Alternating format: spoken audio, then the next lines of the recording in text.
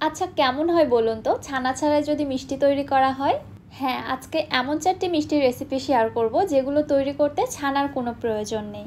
আসসালামু আলাইকুম everyone, welcome back to my channel. মিষ্টি খেতে পছন্দ করে না এমন লোক খুঁজে পাওয়া যাবে না, তবে প্রতিদিন তো আর বাইরে থেকে মিষ্টি কিনে খাওয়া সম্ভব না। তাই তো আমি আজকে এমন সহজ 4টি মিষ্টির রেসিপি শেয়ার করব যেগুলো তৈরি করতে কোনো ছানার প্রয়োজন হবে না, বাসায় ঝটপট তৈরি করে নিতে পারবেন। একটি না দুইটি না মোট 4টি রেসিপি শেয়ার করছি একই ভিডিওতে, আপনাদের আলাদা করে আর রেসিপি খুঁজতে হবে না। চলুন কথা না বাড়িয়ে রেসিপি দেখে আসি।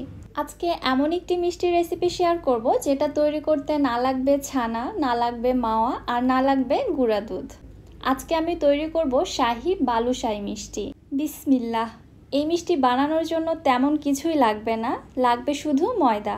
এখানে একটি মিক্সিং বলে নিচ্ছি 2 কাপ ময়দা, সাথে দিয়ে দিচ্ছি হাফ চামচ বেকিং পাউডার, হাফ চা চামচ বেকিং সোডা। এখানে বেকিং পাউডার বেকিং সোডা দুটোই ব্যবহার করতে হবে। এবার একটি হ্যান্ড উইক্স দিয়ে পাউডারগুলো ময়দার সঙ্গে খুব ভালোভাবে মিশিয়ে নিচ্ছি। এবার এর মধ্যে দিয়ে দিচ্ছি 5 টেবিল চামচ ঘি। অথেন্টিক বালুশাহী মিষ্টি তৈরি করার জন্য এখানে অবশ্যই ঘি ব্যবহার করতে হবে, তেল ব্যবহার করা যাবে না। আর ফ্লেভারের জন্য দিয়ে দিলাম 1/4 টিস্পুন এলাচের গুঁড়া। এলাচের গুঁড়ার পরিবর্তে আপনারা এখানে দারুচিনির গুঁড়া অথবা জয়ফলের গুঁড়াটাও ব্যবহার করতে পারেন। এবারে সব কিছু খুব ভালোভাবে মেখে নিচ্ছি। ঘিটা ময়দার সঙ্গে যেন খুব ভালোভাবে মিশে যায়, একটু সময় নিয়ে মিশে নিতে হবে। মেশানোর পরে দেখতে পারবেন ময়দাটা ঠিক এরকম ক্রামসের মতো হয়েছে। এবারে অন্য একটি বাটিতে নিচ্ছি 1 কাপ টক দই, 3 টেবিল চামচ চিনি, 1/4 টিস্পুন লবণ। মিষ্টি খাবারে যারা লবণটা পছন্দ করেন না তারা লবণটা স্কিপ করতে পারেন। এবার লবণ এবং চিনিটা টক দইয়ের সঙ্গে খুব ভালোভাবে মিশিয়ে নিচ্ছি এবং দইটাকেও খুব ভালোভাবে ফেটিয়ে নিলাম। এবার এই দইয়ের মিশ্রণটা সরাসরি আমি ময়দার মিশ্রণের মধ্যে দিয়ে দিচ্ছি। 2 কাপ ময়দার জন্য এখানে আমি 1 কাপ টক দই ব্যবহার করেছি। তবে টক দই যদি অনেক বেশি পাতলা হয়ে থাকে সেই ক্ষেত্রে এখানে আরও কিছুটা ময়দা অ্যাড করা লাগতে পারে। আমি যে পরিমাণে সব কিছুর মেজারমেন্ট নিয়েছি একদম পারফেক্ট ছিল। আপনাদের ক্ষেত্রে যদি মনে হয় এই ডোটা অনেকটা নরম আছে তাহলে এখানে অল্প করে আরও কিছুটা ময়দা অ্যাড করে মেখে নেবেন। এবার একটি কিচেন টাওয়াল দিয়ে ঢেকে এই ডোটিকে রেস্টে রেখে দিচ্ছি 10 থেকে 15 মিনিটের জন্য। প্রায় 10-15 মিনিট রেস্টে রাখার পরে ডোটাকে আমি আবারও কিছুক্ষণ মুথে নিচ্ছি। আপনারা আগেই খেয়াল করেছেন ডোটাকে মুথে কিন্তু আমি একদম গোল বল তৈরি করিনি, এটা ছাড়া ছাড়া অবস্থায় ছিল। এবার এই ডোটিকে আমি ছিঁড়ে ছোট ছোট টুকরো করে নিচ্ছি, এতে করে অনেকগুলো লেয়ার ক্রিয়েট হবে। কোনোভাবেই ডোটিকে একদম মুথে সফট করে ফেলানো যাবে না, এটা এরকম ছাড়া ছাড়া অবস্থাতেই থাকবে। ডোটিকে ছিঁড়ে ছিঁড়ে একদম ছোট টুকরো করে নিয়েছি, দেখতেই পারছেন। এবারে ছেঁড়া টুকরোগুলোকে আবারও একসঙ্গে ভালোভাবে মিলিয়ে নিচ্ছি, তবে একেবারে সফট করব না। এখান থেকে এবারে আমি ছোট ছোট লেচি কেটে নিচ্ছি। আমি একদম মিডিয়াম সাইজের লেচি কেটে নিচ্ছি, আপনারা চাইলে আরও ছোট বড় করে কেটে নিতে পারেন। এবার এখান থেকে একটি লেচি নিয়ে ফার্স্টে হাতের মধ্যে একটু গোল বল তৈরি করে নিচ্ছি, তবে বলটা কিন্তু একদম স্মুথ হবে না। এবারে হাতের মধ্যে একটু চেপে দিয়ে মাঝ বরাবর একটা ছিদ্র করে নিচ্ছি। বালুশাহী মিষ্টি দেখতে ঠিক যেরকমটা হয় ঠিক ওই শেপটায় দেওয়ার চেষ্টা করেছি। এবার চলে আসলাম চুলাতে। মিষ্টিগুলো একে একে তৈরি করে সরাসরি আমি তেলের মধ্যে ছেড়ে দিচ্ছি, এগুলোকে আমি আলাদা করে রেখে দিচ্ছি না।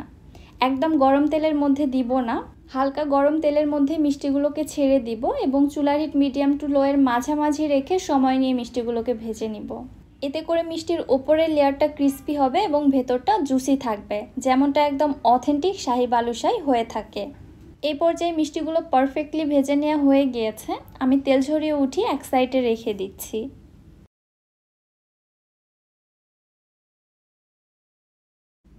এবারে অন্য একটি প্যানে নিয়ে নিচ্ছি 1.5 কাপ চিনি আর দিচ্ছি 1.5 কাপ পানি। খুবই সহজ একটি রেশিও, যে পরিমাণে চিনি ব্যবহার করতে হবে ঠিক ওই পরিমাণে পানিও ব্যবহার করতে হবে। এবারে নেড়েচেড়ে জাল করে নিচ্ছি চিনিটা মেল্ট হয়ে শিরাটা ফুটে ওঠা পর্যন্ত। মিষ্টিগুলো তৈরি করার সময় আমি এলাচের গুঁড়ো ব্যবহার করেছি, এজন্য এখানে কোনো ফ্লেভার ব্যবহার করলাম না। যদি আপনারা ওই ক্ষেত্রে কোনো ফ্লেভার ইউজ না করে থাকেন তাহলে এখানে 2-3টি এলাচ ফাটিয়ে দিতে পারেন। শিরাটা জাল করে আর ঘন করব না, এবার চুলা থেকে নামিয়ে নিচ্ছি। চুলা থেকে নামিয়ে নেওয়ার পরে সঙ্গে সঙ্গে ভেজে রাখা মিষ্টিগুলো আমি শিরার মধ্যে দিয়ে দিচ্ছি। এই পর্যায়ে মিষ্টিগুলো হালকা কুসুম গরম আছে এবং শিরাটা কিন্তু একদম গরম, যে কোনো একটি গরম থাকতে হবে।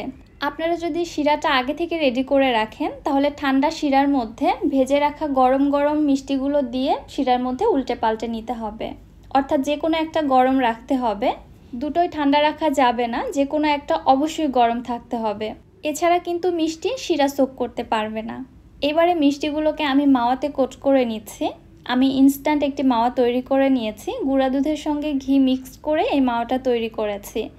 ঘরে মাওয়া না থাকলে আপনারা ঠিক এইভাবে মাওয়া তৈরি করে নিতে পারবেন, খুবই ইনস্ট্যান্ট তৈরি করা যায়। একে একে সবগুলো মিষ্টিকে আমি এভাবে মাওয়াতে গড়িয়ে নিচ্ছি। আর মাওয়াতে কোট করে নেওয়ার পরে মিষ্টির লুকসটাই কিন্তু পাল্টে গেছে, দেখতে কত বেশি লোভনীয় লাগছে, তাই না?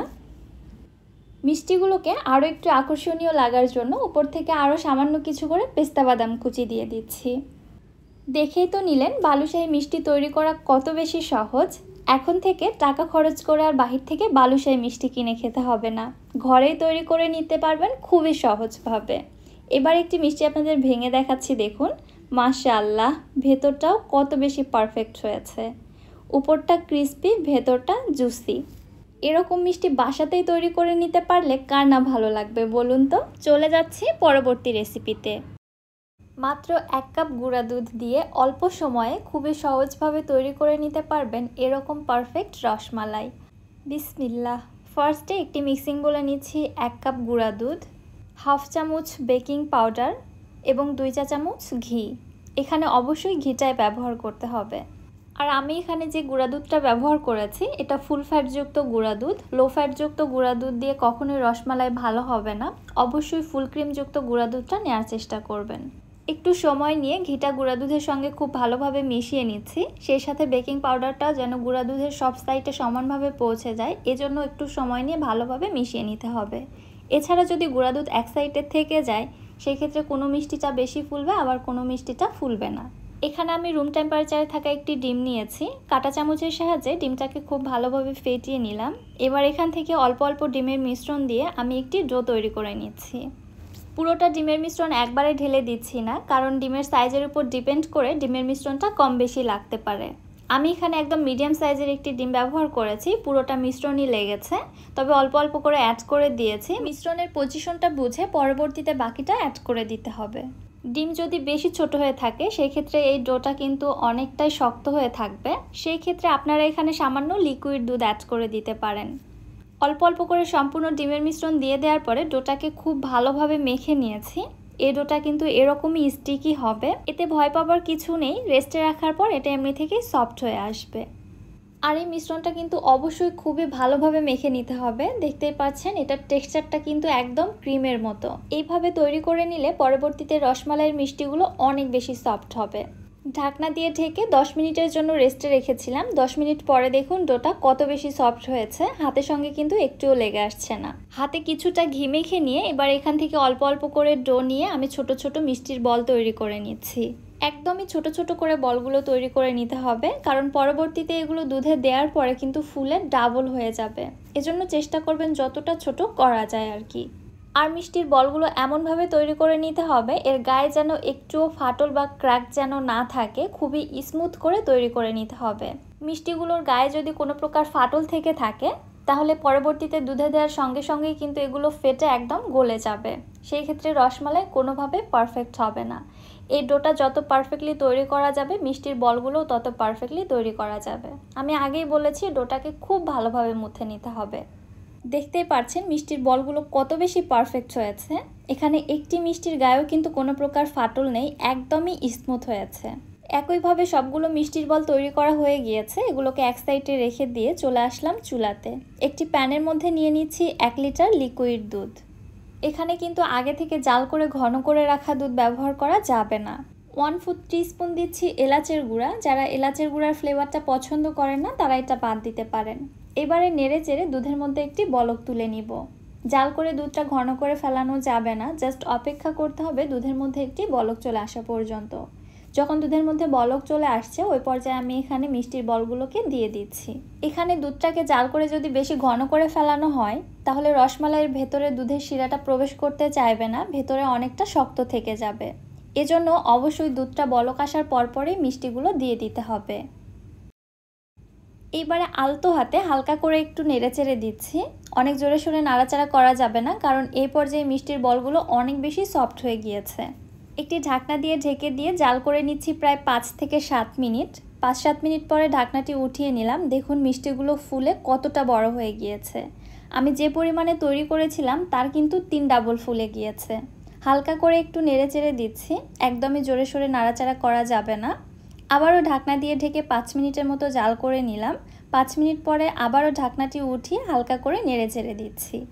এইভাবেই জাল করতে থাকবো যতক্ষণ না পর্যন্ত রসমালাইগুলো পুরোপুরিভাবে সেদ্ধ হয়ে যাচ্ছে এবং রসমালাইয়ের মধ্যে দুধের শিরাটা ভালোভাবে ঢুকে যাচ্ছে। কিভাবে বুঝবেন রসমালাইগুলো সেদ্ধ হয়েছে কিনা? এই তো দেখতে পাচ্ছেন রসমালাইয়ের মিষ্টিগুলো কিন্তু আর একটিও ভেসে নেই, সবগুলো প্যানের তলায় পড়ে গিয়েছে। তার মানে মিষ্টিগুলো খুব ভালোভাবে সেদ্ধ হয়েছে এবং দুধের শিরাটা খুব ভালোভাবে সোক করে নিয়েছে। এবারে মিষ্টির জন্য এর মধ্যে দিয়ে দিচ্ছি 1/2 কাপ কনডেন্স মিল্ক। আপনারা চাইলে কনডেন্স মিল্কের পরিবর্তে এখানে চিনিটাও ব্যবহার করতে পারেন, তবে আমার কাছে মনে হয় কনডেন্স মিল্কটা দিলে টেস্টটা আরও বেশি বেড়ে যায়। আমি এখানে এক্সট্রা করে আর কোনো চিনি ব্যবহার করছি না। এই মিষ্টিটাই আমার কাছে একদম পারফেক্ট লেগেছে। আরও কিছুক্ষণ জাল করে নেওয়ার পরে দেখুন রসমালাইয়ের কালার পুরাই চেঞ্জ হয়ে গেছে, একদম দোকানের মতো একটা লুকস চলে আসছে। চুলা থেকে নামিয়ে সম্পূর্ণভাবে ঠান্ডা করে নিয়েছি। এখন দেখুন রসমালাইটা কত বেশি লোভনীয় হয়েছে, লাগছে না একদম বাহিরের কেনা দোকানের রসমালাইয়ের মতো?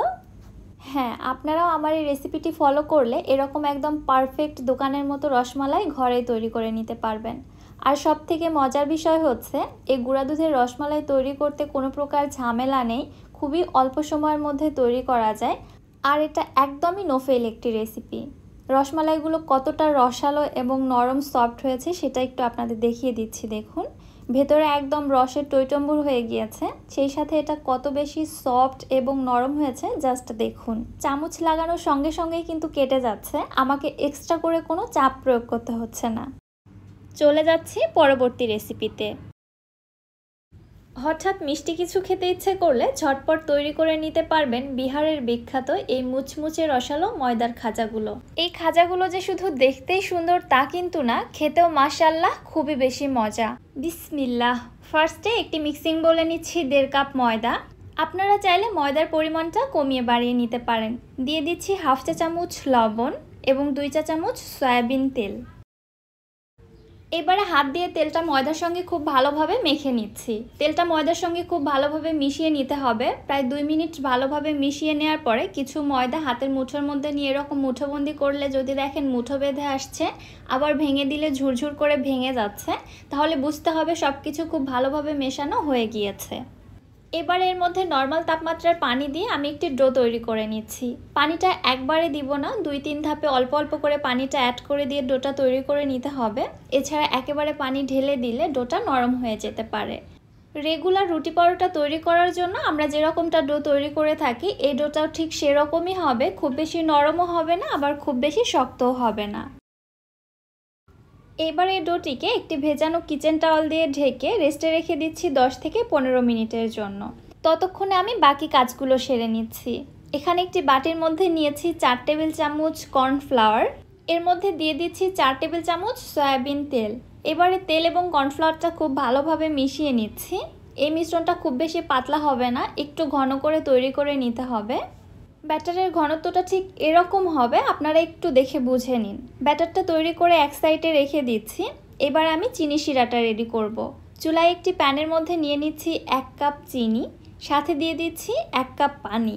যে পরিমাণে চিনি নিতে হবে ঠিক সেই পরিমাণেই পানি ব্যবহার করতে হবে, কারণ এই শিরাটা খুব বেশি পাতলাও হবে না আবার অনেক বেশি ঘনও হবে না। ফ্লেভারের জন্য 2টি সাদা এলাচ ফেটে দিয়েছি। এবারে নেড়ে চেড়ে শিরাটা ফুটে ওঠা পর্যন্ত অপেক্ষা করছি। শিরাটা যখন ফুটে উঠেছে তখন আর বেশি জাল করব না, কিছুক্ষণের মধ্যে চুলা থেকে নামিয়ে ফেলবো, কারণ এই শিরাটা জাল করে ঘন করব না, এটা 1 তার বা 2 তারের শিরা হবে না। জাস্ট চিনিটা মেল্ট হয়ে আসলে চুলা থেকে নামিয়ে ফেলতে হবে। এটাকে নামিয়ে এক সাইডে রেখে দিচ্ছি ঠান্ডা হওয়ার জন্য। এদিকে রেস্টে রাখা ডোটি অলরেডি খুব ভালোভাবে রেস্ট হয়ে গেছে। দেখতে পাচ্ছেন ডোটা কিন্তু আগের তুলনায় আরও বেশি সফট হয়ে এসেছে। আরও কয়েক সেকেন্ড একটু ভালোভাবে মুথে নিচ্ছি। এরপরে ডোটিকে আমি সমান 4টি ভাগে ভাগ করে নিচ্ছি। আপনারা চাইলে লেচিগুলো আরও ছোট বড় করে কেটে নিতে পারেন, সেই ক্ষেত্রে রুটিটা ছোট বড় হবে। এখান থেকে একটি লেচি নিয়ে বাকি লেচিগুলোকে আবারও সেই ভেজা নিংড়ানো কিচেন টাওয়াল দিয়ে ঢেকে রেখে দিচ্ছি, এতে করে লেচির উপরটা ড্রাই হবে না। এবার একটু ময়দা দিয়ে এই লেচিটা থেকে আমি একটি রুটি বেলে নিচ্ছি। রুটিটা এমনভাবে বেলতে হবে, অনেকটা পাতলা করে বেলে নিতে হবে। এই রুটিটা খুব একটা বেশি মোটা করা যাবে না, তাহলে খাজাগুলো কিন্তু খুব একটা বেশি ভালো হবে না। আমি ঠিক এরকম পাতলা করে একটি রুটি বেলে নিয়েছি, দেখতে পাচ্ছেন। একইভাবে আমি 4টি লেচি থেকে 4টি রুটি বেলে নিয়েছি। এবার একটি রুটির উপর দিয়ে দিচ্ছি সেই কর্নফ্লাওয়ারের মিশ্রণটা। একটু বেশি পরিমাণেই দিতে হবে এবং পুরো রুটির উপরে খুব ভালোভাবে স্প্রেড করে দিতে হবে। কোনো জায়গা যেন ফাঁকা না থাকে, এদিকটা অবশ্যই লক্ষ্য রাখবেন। এর উপরে আরও একটি রুটি বসিয়ে দিয়ে আবারও আমি কর্নফ্লাওয়ারের মিশ্রণটা দিয়ে দিচ্ছি খুব ভালোভাবে, কোনো অংশ যেন ফাঁকা না থাকে। এবার রুটিটাকে আমি এক সাইড থেকে এইভাবে পেঁচিয়ে নিচ্ছি। একটু চেপে চেপে এইভাবে রোলটা তৈরি করব, ভেতরে যেন খুব একটা বেশি ফাঁকা অংশ না থাকে, এদিকটা অবশ্যই লক্ষ্য রাখতে হবে। রোলটা তৈরি করার পরে এবারে এগুলোকে আমি ছোট ছোট টুকরো করে কেটে নিচ্ছি। যেহেতু আমি খাজাগুলো খুব একটা বেশি বড় করব না, ছোট করেই তৈরি করব, এজন্য লেচিগুলো ছোট করে তৈরি করে নিলাম। আর আপনারা খাজাগুলো বড় করতে চাইলে লেচিগুলো বড় করে কেটে নেবেন। এবার এখান থেকে একটি লেচি নিয়ে ঠিক এইভাবে গোল করে নিলাম। এরপরে দেখুন এক সাইড থেকে এইভাবে চেপে চেপে দিচ্ছি এবং অপর সাইডটা কিন্তু ফাঁকা থাকবে। এক সাইডের অংশটা এইভাবে টেনে চেপে দিতে হবে, তাহলে অপর পাশে খুবই সুন্দর একটা ডিজাইন ক্রিয়েট হবে। আমি কিভাবে তৈরি করলাম আশা করছি আপনারা বুঝতে পেরেছেন। আপনাদের বোঝার সুবিধার্থে আমি আরও একটি তৈরি করে দেখাচ্ছি। লেচিটা নিয়ে এক পাশটা এইভাবে চেপে দিচ্ছি আর অপর পাশটা কিন্তু ফাঁকা থাকবে। এরপরে হাতের তালুতে এইভাবে চেপে চেপে একটু বড় করে নিচ্ছি। একইভাবে সবগুলো খাজা তৈরি করার পরে ভেজে নেওয়ার জন্য চলে যাচ্ছি চুলাতে। চুলায় একটি প্যানের মধ্যে পর্যাপ্ত পরিমাণে তেল দিয়েছি। তেলটা যখন হালকা গরম হয়ে এসেছে তখন এর মধ্যে খাজাগুলোকে একে একে দিয়ে দিচ্ছি। একদম হাই হিটে গরম করা তেলের মধ্যে খাজাগুলো দেওয়া যাবে না, তাহলে এগুলোর লেয়ারগুলো কিন্তু খুলতে চাইবে না। অল্প গরম তেলের মধ্যে দিয়ে উল্টে পাল্টে ভেজে নিতে হবে, তাহলে এই লেয়ারগুলো দেখতে পারবেন খুবই সুন্দরভাবে তৈরি হয়ে গেছে। যখন সুন্দর মতো কালার আসা পর্যন্ত ভাজা হয়ে গেছে এবং এগুলো ক্রিস্পি হয়ে গেছে, ওই পর্যায়ে তেল ঝরিয়ে উঠে সঙ্গে সঙ্গে শিরার মধ্যে দিয়ে দিচ্ছি। শিরাটা এই পর্যায়ে কুসুম গরম আছে এবং খাজাগুলো কিন্তু একদমই গরম। তেল থেকে উঠিয়ে কোথাও রাখা যাবে না, সরাসরি শিরার মধ্যে দিয়ে কয়েক সেকেন্ড উল্টে পাল্টে নিলে শিরাটা খুব ভালোভাবে সোক করে নিতে পারবে। সবগুলো খাজা ভেজে নিয়ে শিরাতে ডুবিয়ে উঠিয়ে নিয়েছি। দেখতেই পাচ্ছেন 1.5 কাপ ময়দা থেকে কতগুলো খাজা তৈরি হয়েছে। আপনারা এই খাজাগুলো একদিন বানিয়ে এক সপ্তাহ পর্যন্ত সংরক্ষণ করে রেখেও খেতে পারবেন। খাজাগুলো কত বেশি ক্রিস্পি হয়েছে ভেঙে নেওয়া দেখেই হয়তো বুঝে গেছেন। আর এগুলো দেখতে এত বেশি লোভনীয়, খেতে তো আরও বেশি মজা। বিশ্বাস করুন, আপনারা একবার বানিয়ে খেলে এটা বারবার বানাতে চাইবেন। আর দেখুন এগুলো কতটা রসালো হয়েছে, মুখে দিলে জাস্ট মিলিয়ে যাবে, এতটাই বেশি মুচমুচে এবং রসালো হয়েছে। চলে যাচ্ছি সর্বশেষ রেসিপিতে। এইভাবে একবার দই ভাজা বানিয়ে দেখুন, যে কোনো নামি দামি মিষ্টির স্বাদকেও হার মানিয়ে দিবে। আমি জানি এই রেসিপিটা আপনারা আগে কখনোই ট্রাই করেননি বা খাননি। ইনফ্যাক্ট এটা আপনারা বাজারেও কিনতে পাবেন না, তবে ঘরে খুব সহজেই তৈরি করে নিতে পারবেন। বিসমিল্লাহ।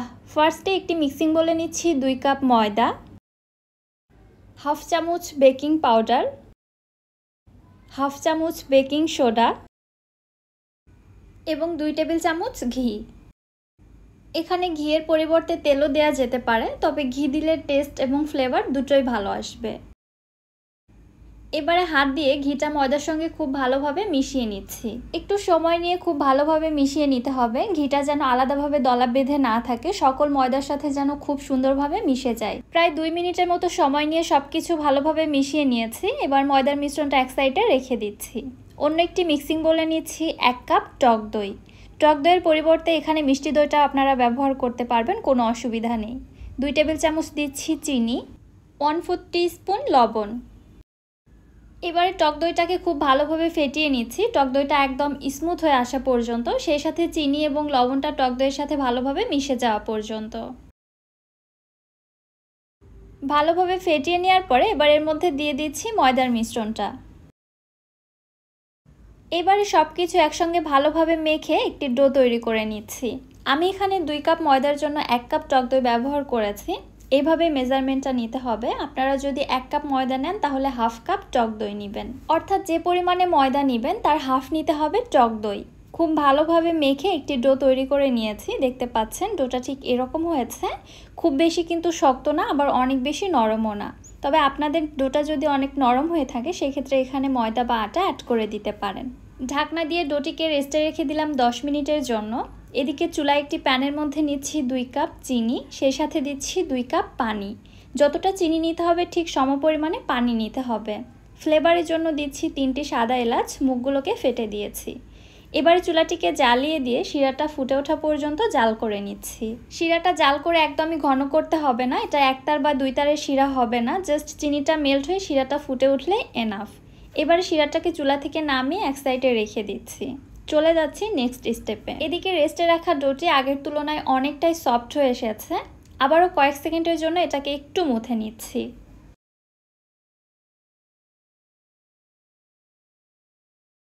এবারে ডোটিকে সমান দুই ভাগে ভাগ করে নিচ্ছি। একটি লেচি এক সাইডে রেখে দিচ্ছি এবং অন্য লেচিটা দিয়ে আপনাদের মিষ্টি বা পিঠাগুলো তৈরি করে দেখাচ্ছি।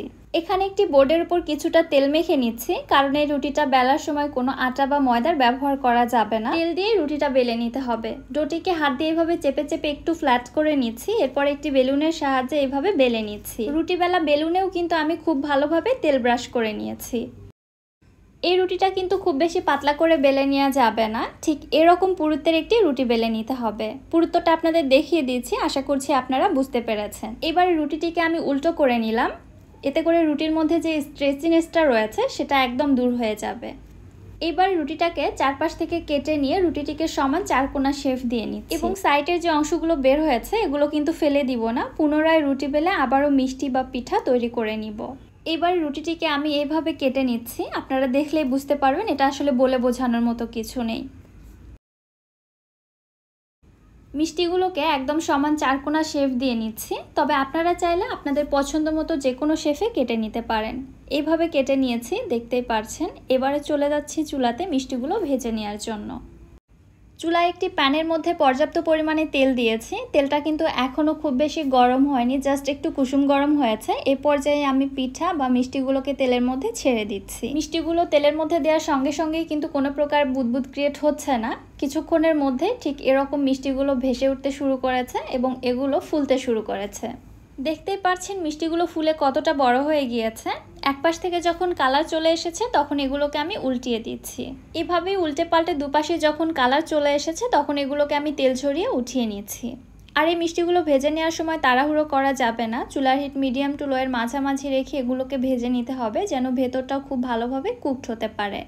মিষ্টিগুলোকে সঙ্গে সঙ্গে তেল থেকে উঠিয়ে গরম গরম শিরার মধ্যে দিয়ে দিচ্ছি। শিরা যদি ঠান্ডা হয়ে যায় অবশ্যই শিরাটাকে গরম করে নেবেন। গরম শিরার মধ্যে গরম গরম মিষ্টিগুলোকে দিয়ে দিতে হবে। শিরা ঠান্ডা থাকলে কিন্তু চলবে না, আবার মিষ্টিগুলোকেও ঠান্ডা করে ফেলানো যাবে না, দুটোই গরম থাকতে হবে। এভাবে শিরার মধ্যে মিষ্টিগুলোকে আমি রেখেছিলাম 1 ঘন্টার জন্য। 1 ঘন্টা পরে আমি এগুলোকে শিরা থেকে উঠিয়ে নিচ্ছি এবং আপনাদের দেখাচ্ছি এগুলো কত বেশি রসালো এবং পারফেক্ট হয়েছে। দেখতেই পাচ্ছেন মাশাআল্লাহ, এগুলো কত বেশি রসালো এবং নরম তুলতুলে হয়েছে। আপনারা এই রেসিপিটা বাসায় তৈরি করলে জাস্ট অবাক হয়ে যাবেন। ময়দা আর দই দিয়েও যে এত মজাদার রেসিপি তৈরি করা যায় এটা আসলেই অবিশ্বাস্য। আমি কিছু পেস্তা বাদাম কুচি দিয়ে এগুলোকে একটু সাজিয়ে নিচ্ছি। এই দই ভাজাগুলো আপনারা চাইলে অতিথিদের সামনেও সার্ভ করতে পারেন, তারা জাস্ট শুধু জিজ্ঞেস করবে আপনি এটা কিভাবে বানিয়েছেন, খেতে এত বেশি মজা হবে। আসলে এটা যে কোনো নামি দামি মিষ্টির স্বাদকেও হার মানিয়ে দিবে। এত সামান্য উপকরণে এত মজাদার রেসিপি তৈরি করা যায়, আপনারা বাসায় নিজেরা না তৈরি করা পর্যন্ত বুঝবেন না। শুধু তো মিষ্টির উপরটা দেখলেই হবে না, ভেতরের কি অবস্থা সেটাও তো দেখা প্রয়োজন, তাই না? আপনাদের একটু দেখাচ্ছি, দেখুন এটা কত বেশি রসালো হয়েছে। আমার তো মনে হয় যারা ডেজার্ট লাভার রয়েছেন, মিষ্টি খেতে পছন্দ করেন, এটা দেখা মাত্রই তাদের জিভে পানি চলে আসছে। এত বেশি রসালো, নরম, তুলতুলে এবং সফট, মুখে দিলে জাস্ট মিলিয়ে যাবে, আর কোনো কথা হবে না। রেসিপিটি আপনাদের কাছে কেমন লাগলো অবশ্যই আমাকে কমেন্ট করে জানাবেন। ভিডিওটি ভালো লাগলে চ্যানেলটি সাবস্ক্রাইব করে দিবেন এবং যারা ফেসবুক পেজ থেকে দেখছেন পেজটিতে অবশ্যই একটি ফলো দিয়ে দিবেন। সো আজকে আর কথা বাড়াচ্ছি না, আজকের মতো বিদায় নিচ্ছি। আল্লাহ হাফেজ।